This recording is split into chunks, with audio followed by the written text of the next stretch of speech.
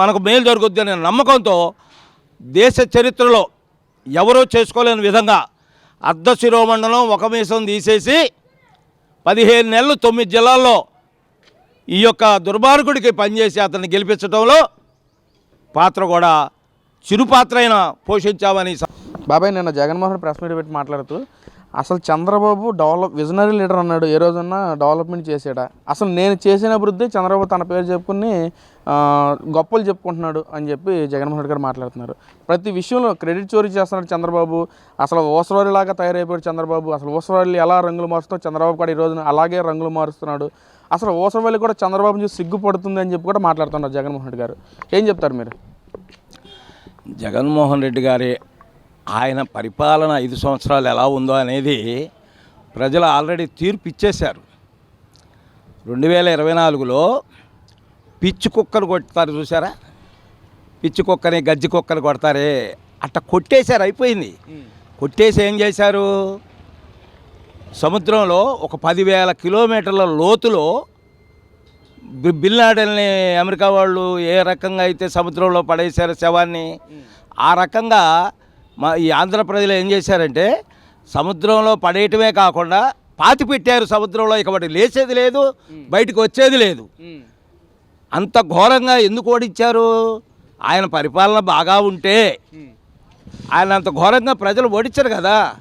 ఈ ప్రజాస్వామ్యంలో ప్రజా తీర్పే మనకు ఆ క్యారెక్టర్ ఏంటి, ఎవరి ప్రభుత్వం బాగుందనేది చెప్తుంది. ఇప్పుడు ఇంకో మాట కూడా చెప్తా ఈ సందర్భంగా.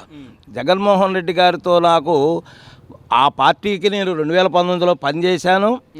ఆయనకి వాళ్ళ యొక్క నడవడిక ఏంటో నాకు బాగా తెలుసు. జగన్మోహన్ రెడ్డి గారు ఆర్ట్ ఏంటంటే పచ్చి అబద్ధాన్ని కూడా నిజమని నమ్మించడానికి. ప్రజలు ఎట్లాగో నమ్మరు, కానీ నిజమని చెప్పడానికి ఉదాహరణ చెప్తాను మీకు. ఒక అందమైన అమ్మాయి చచ్చిపోయింది, అనేక కారణాలతోనే ఏ కారణాల చచ్చిపోయింది. శవం అక్కడ కనపడుతుంది మనకు. కానీ ఆ శవాన్ని చూపించి జగన్మోహన్ రెడ్డి గారు ఏం చెబుతాడంటే, ఇది చూడండి ఈ అమ్మాయి చూడు అసలు ఎంత డ్యాన్స్ చేస్తుందో చూడు. కేఎల్ ఇదివరకు కేఎల్లో ఎల్వి జయలక్ష్మి అనే డాన్సర్ ఉండేది సినిమాల్లో, అంతకంటే బాగా వేస్తుంది కదా ఈ అమ్మాయి. చూడు ఎంత మంచి అలాంటి డ్రెస్ వేసుకుంది, ఎంత మంచి కలర్ఫుల్గా ఉంది, డ్యాన్స్ చేస్తుంది, చప్పట్లు కొట్టండి, అమ్మాయిని అభినందించండి అని చెప్పేంత టాలెంట్ ఉంది ఆయన దగ్గర. అందువల్ల ఈ రాష్ట్ర ప్రజలు నమ్మరు, అతను ఏం చెప్పినా నమ్మరు. అంటే ఈ 19 నెలల కాలంలోనే నేను గెలవలేక, నేను ప్రజలు లేకపోవడంలో ప్రజలందరూ సంతోషంగా లేరు, బాధపడుతూ ఉన్నారు, చంద్రబాబు ఉన్నాడని చెప్పి, నేనుంటే బాగుండేదని చెప్పి ప్రజలందరూ అనుకుంటున్నారు. బాబాయ్ నిజమేనా అసలు అది? ఆయన అట్లా అనుకోకపోతే ఇప్పుడు పార్టీ బతికించుకోవాలని ఎవరికైనా సరే చచ్చిపోయారు. ఇప్పుడు ఉదాహరణ చెప్తా మీకు. ఒక అతను చచ్చిపోయాడు, అతని భార్య ఏడుస్తూ ఉన్నాడు, సరిపోలేదు, కొద్దిగా కొనూపిరితో ఉన్నాడు, ఆడికేదో 36 రోగాలు ఉన్నాయి, కొనూపిరితో ఉన్నాడు, ఏడుస్తూ ఉంటుంది. ఆమె తమ్ముడు ఏంటంటే మా అప్పారటమే కానీ బావ బతికేది లేదు. మరి కట్టుకున్నది కదా, అట్లాగే ఈయన ఒక పార్టీ పెట్టుకున్నాడు. మళ్ళీ ఏదో ప్లాన్ చేసుకుంటారు వాళ్ళు, మాయ చేద్దామనో ప్రజల్ని వాళ్ళ బోల్తా కొట్టిద్దామని. ఆయన అది చెప్పే కదా, శవాన్ని కూడా డ్యాన్స్ చేస్తుందని నమ్మించేంత టాలెంట్ ఉన్నటువంటి వాడండి జగన్మోహన్ రెడ్డి గారు. అందులో మాత్రం ఆయనకి మించినోడు ఎవడు లేడు. కాబట్టి నమ్మరండి, ఆయన ఏం చెప్పినా నమ్మరు. ఆయన చేయాల్సిన పనులు ఏదో వాళ్ళు ప్రతిపక్షంగా ఏదో చెప్పుకోవాలి, అంతకు తప్ప ఎవరు నమ్మరు. అంటే 2027లో పాదయాత్ర చేస్తాను, ఇంకో సంవత్సరాల కాలంలో నేను బయటకు వస్తాను, ప్రజల్లో తిరుగుతాను. ఇప్పుడు 2 సంవత్సరాల కాలం అయిపోయింది, ఇంకొక 3 సంవత్సరాలు కళ్ళు మూసుకుంటే అది కూడా అయిపోద్ది, మన పాదయాత్ర చేస్తాం, విజయడంగా మోగిస్తాం అని చెప్పి అది కూడా మాట్లాడుతున్నారు జగన్మోహన్ రెడ్డి గారు. ఇప్పుడు నేను విన్నాను ఆయన చెప్పింది.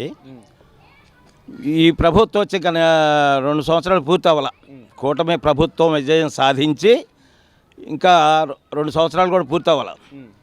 ఇప్పుడు దానికి ఈ జగన్మోహన్ రెడ్డి గారు ఏమంటాడంటే, ఉన్నది 3 సంవత్సరాలే, ఆ 3 సంవత్సరాలు అంటే ఆయన ఉద్దేశం 3 నిమిషాల్లో అయిపోద్ది అనుకుంటున్నాడు.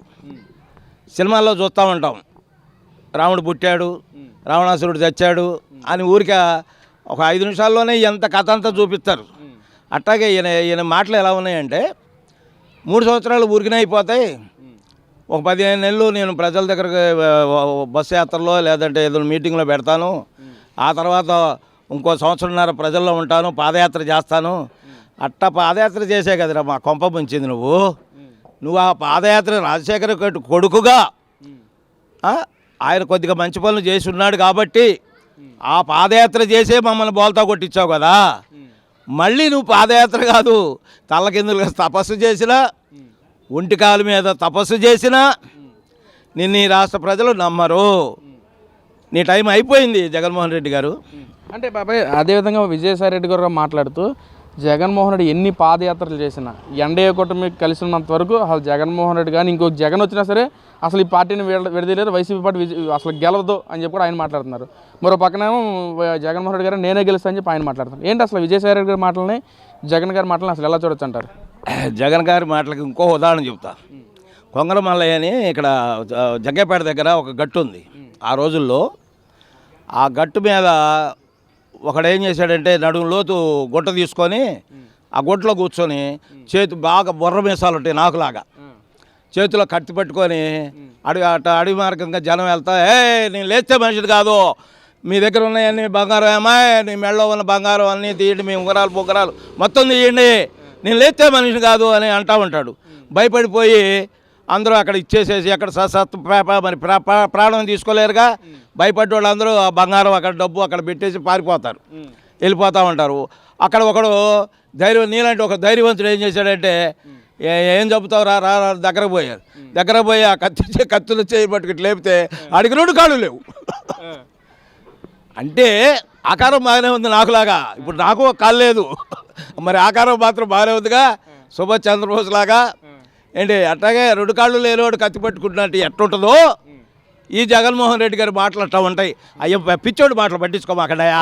గతంలో గెలిపించారు, 150 సీట్లు గెలిపించారు, పిచ్చోడు అంటారండి మీరు? గెలిపించిన దానికి ఒక ఛాన్స్ ఇవ్వమని అడిగాడు. తర్వాత రాజశేఖర రెడ్డి గారు 2 పథకాలు పెట్టాడు, ఆరోగ్యశ్రీ, ఫీజు రియంబర్స్మెంట్. మరి స్కూల్ ముఖం కూడా చూడలేనటువంటి ఈ మాత్రం యథార్థం, ఇది మంచి పథకాలు ఇవి. అంత మంచి పథకాలు పెట్టినవాడి కొడుకు కాబట్టి ఆ యొక్క విత్తనాలను బట్టి ఇతన్ని కూడా నమ్మాం, నేను నమ్మా. ఇంత మంచి చేస్తున్న చంద్రబాబు గారు ఓడిపోయేంత వరకు మరి నేను కూడా ఆ దుర్మార్గుడికే పనిచేశా. ఏంటి మరి పాదయాత్ర అడిగిన వాడికల్లా అన్ని వరాలు ఇచ్చేస్తున్నాడు, అన్నీ చేస్తానంటున్నాడు. మరి ఉద్యోగస్తులకి పిఆర్సీ అవన్నీ చేస్తానన్నాడు, కరెంటు ఫ్రీ అన్నాడు. ముఖ్యమంత్రిగా హోదాలో కూడా ఆ ప్రమాణ స్వీకారం రోజులు కూడా కరెంటు ఫ్రీ, అన్నీ తగ్గిచ్చేస్తా ఇట్లా చేతులు పూట చెప్పాడు. మరి అట్లా నమ్ముతారు ప్రజలు. ఇప్పుడు ఒకసారి ఒక ఆయన 10 రూపాయలు ఇస్తున్నాను, నేను కూలికి వెళ్తున్నా, ఇంకొక ఆయన 20 ఇస్తానంటే ఆశ కదా మానవుడికి. ఆ ఆశ రాజశేఖర రెడ్డి గారికి ఉన్నటువంటి చరిష్మా, ఇతను పనిచేసి గెలిచాడు. ఇప్పుడు చెబుతున్నానండి, అతను మళ్ళీ జీవితకాలంలో అతను ఏ రోజున కూడా ముఖ్యమంత్రి కాలేడు. ఆశ ఉంటుంది. ఇప్పుడు నాకు ఉంది, నేను ముఖ్యమంత్రి కావాలి, ఆశ లేనివాడు ఎవడు ఈ దేశంలో, ఈ ప్రపంచంలో మానవ జన్మ ఎత్తాక ఆశ లేనివాడు ఎవడు? ఆశ ఉంటుంది, అందులో అనుభవించాడు, ఆ రుచి ఏంటో చూశాడు. కాబట్టి అతని ప్రయత్నాలు అతను చేస్తాడు. ప్రజలు నమ్మరు, ఎవరు నమ్మరు.